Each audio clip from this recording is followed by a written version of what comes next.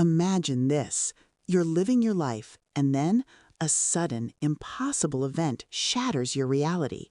You rewind time, desperately trying to fix what went wrong. But what if, instead of fixing it, you've stumbled into a world where the tragedy never happened? A world where someone you mourned is alive and well, but everything else feels off. This is the unsettling reality Max Caulfield finds herself in, a reality where Safi is alive, and a new, perplexing mystery begins to unfold.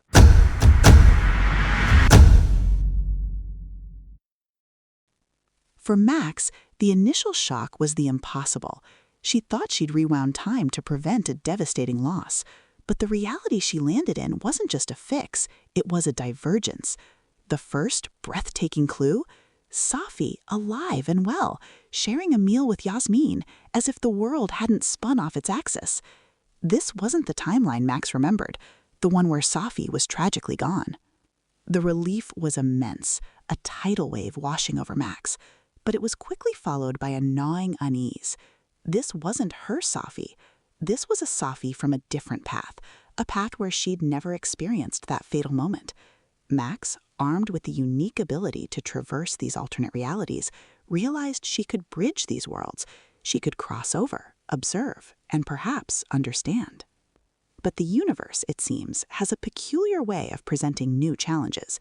Even in a world where Safi is safe, danger lurks. The first tangible clue to this new reality's troubles appears not with a bang, but with a shattered windshield.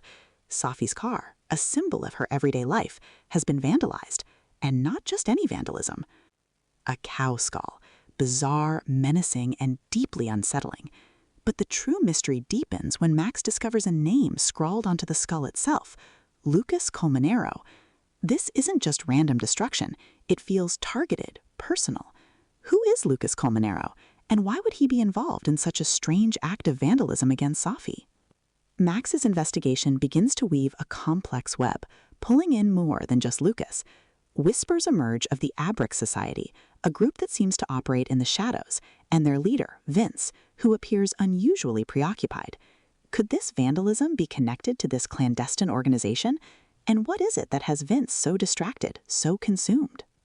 Max learns that the skull itself has a history, a connection to the Abrasive Society. It was originally displayed at a local establishment called the Snapping Turtle. This detail, seemingly insignificant, becomes a crucial thread in unraveling the mystery. It suggests a motive, a connection between Safi, Lucas, and this secretive group. The plot thickens as Max discovers that Safi's car wasn't the only thing targeted. The vandalism seems linked to a larger, more sinister game. The Abrasive Society, under Vince's leadership, appears to be involved in something beyond petty vandalism. Could Safi be in danger? Not just from Lucas, but from the Abrasive Society as a whole? Max, having just found Safi alive, can't bear the thought of losing her again. As Max delves deeper, she encounters other figures connected to this unfolding drama. Gwyn Hunter, a professor, is acting strangely, involved in hushed phone calls about the police and attempting to access locked spaces.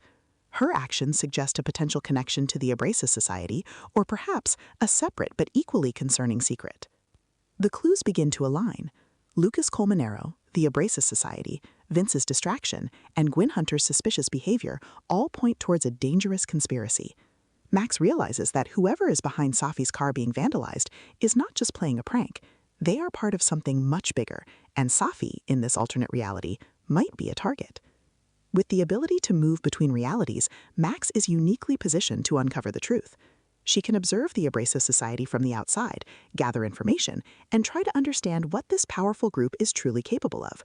The broken windshield and the cow skull are more than just acts of vandalism. They are the first pieces of a dangerous puzzle, a puzzle that threatens Safi's newfound life.